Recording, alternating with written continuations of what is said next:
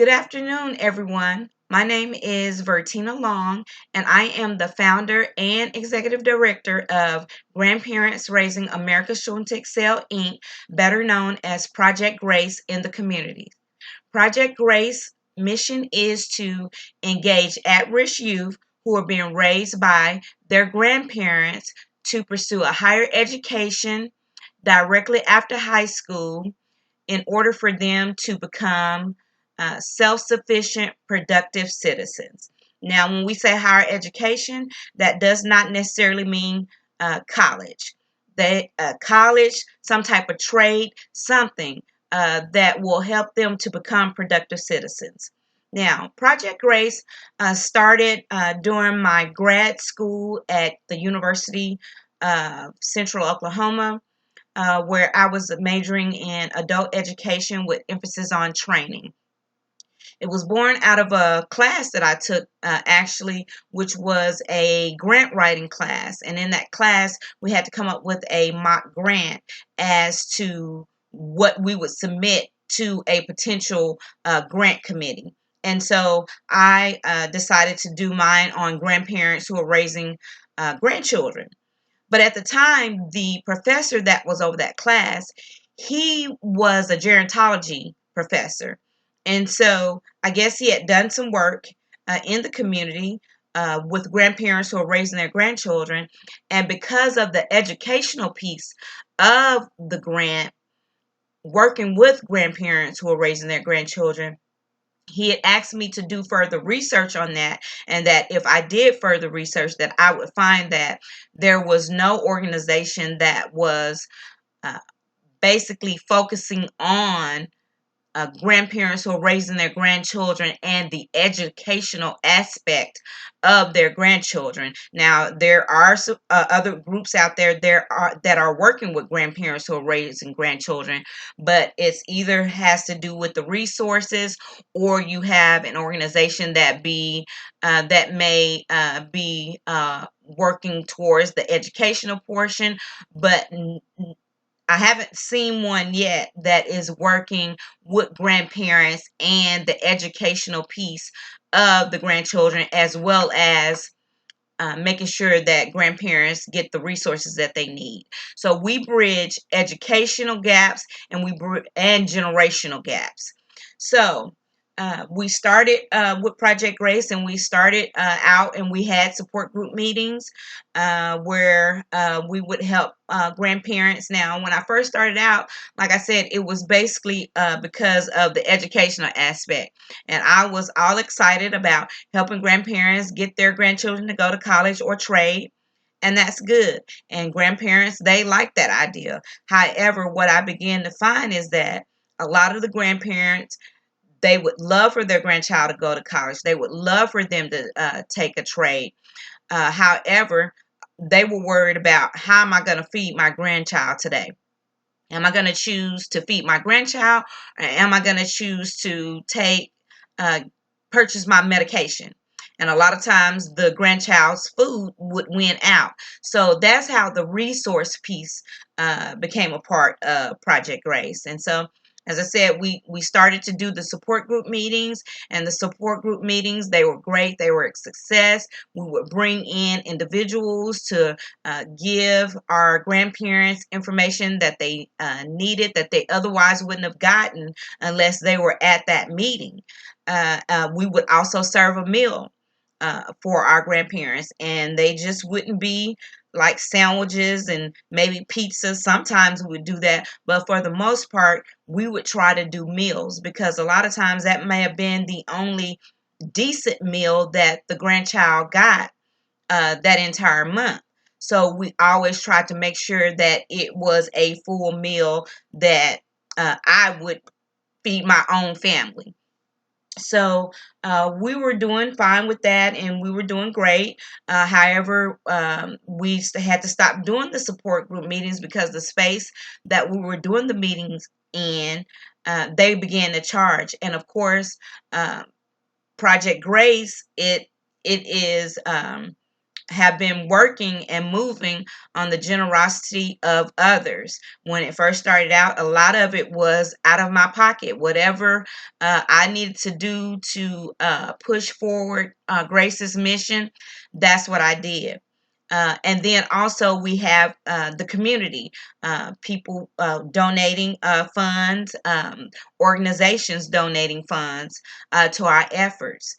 And so, but as I said, we had to stop doing that.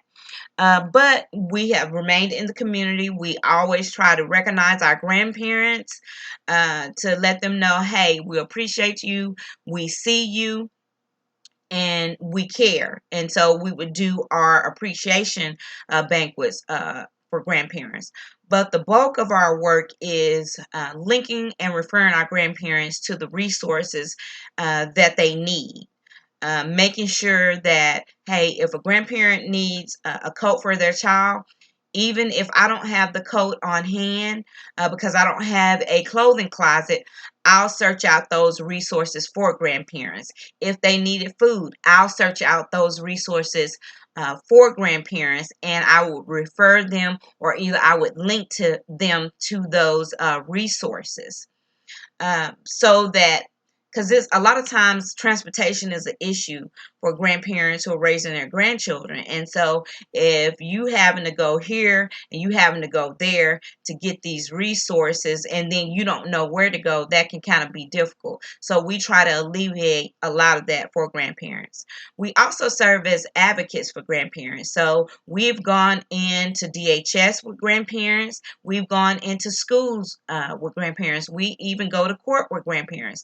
Now, we're not attorneys, so we don't give any type of legal advice. However, we will download the forms for you to fill out. We'll print them out, and we are notaries, so we will notarize those forms for you for free. Now, I have two grandparents who have been blessed to be a part of an advisory board out of Washington, D.C. with Generations United. That is Miss Linda Lewis and Miss Barbara Johnson. And they both had the opportunity to go one year to Washington, D.C., and last year to Portland, Oregon, to let others know what's going on here in Oklahoma City regarding grandparents who are raising their grandchildren, and not just grandparents, but relative caregivers. And then they also receive information that they bring back to Oklahoma City. Now, last year, we were fortunate enough to receive a mini grant with the help of Linda Lewis, who is a part of Project Grace. She is a volunteer admin for Grace. And so she was able to receive a grant through Generations United. And what our grant focused on was healthy living for grandparents who are raising their grandchildren. Now, I tell and preach to my grandparents all the time. Um, it's good that you take care of your grandchildren. You're going to be there for your grandchildren. But in order for you to do that, you have to make sure you take care of yourself first.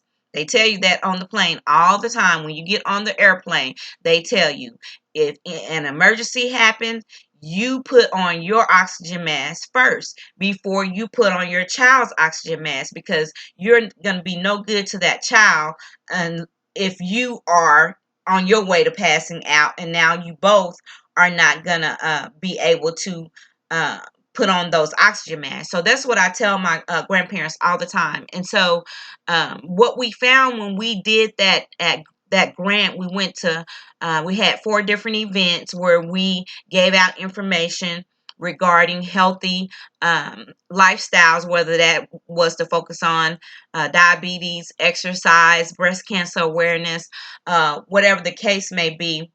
We found out through those different events that a lot of the grandparents, they would love to attend support group meetings, and some grandparents can attend the support group meetings. And even though Project Grace no longer has a space where we do the support group meetings, I will refer grandparents to places that they can go in their area to receive the support group that they would like to attend.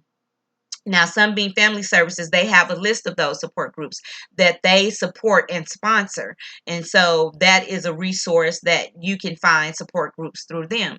However, but what we found was that a lot of individuals cannot make support group meetings. And so that means that they're missing out on valuable information that they could have otherwise gotten had they had some other form of getting that information. So Miss Lewis and I, before this whole COVID-19 started, we were working on making sure we came up with an online support group that would be beneficial to grandparents and other relative caregivers. That, hey, sometimes if we did live, they can watch us live. However, if they couldn't watch us live, they could go back and watch those videos at any time of the day or night. And so that's what we were currently working on. And so when COVID-19 hit, then of course that was really needed, because of course now support group meetings can't even meet now. So technology is not always a bad thing, as some seniors might think. It's not a bad thing, because you can still get the information that you need. So Project Grace has created a channel. Our channel will be called 24 Hours of Grace. And so we will be giving you information daily. Now, whether that'll be live, it'll be Miss Linda Lewis and I. And so some days we'll be live, some days we'll upload videos, but we'll upload the videos to give you the information that we receive. So you'll have that information, so you'll know what you need to know regarding food, regarding your grandchild's education, whatever it is. And so, and then if you have a question, you can post that question uh, in the comments. And if we don't have the answer right then and there, rest assured we will get that information to you. So I just want to jump on and let you know that Project Grace is still around. We have been working to get this channel up and going. As I said, it's called 24 Hours of Grace. We would love for you to subscribe. It doesn't just have to be grandparents who are raising their grandchildren, because other people may know people who are raising other individuals' children, and the information may be useful to them as well. So just be on the lookout for 24 Hours of Grace, and I will probably upload a video later giving you information about where you can get food. Thank you. And again, I look forward to working with you through social media, and have a great evening.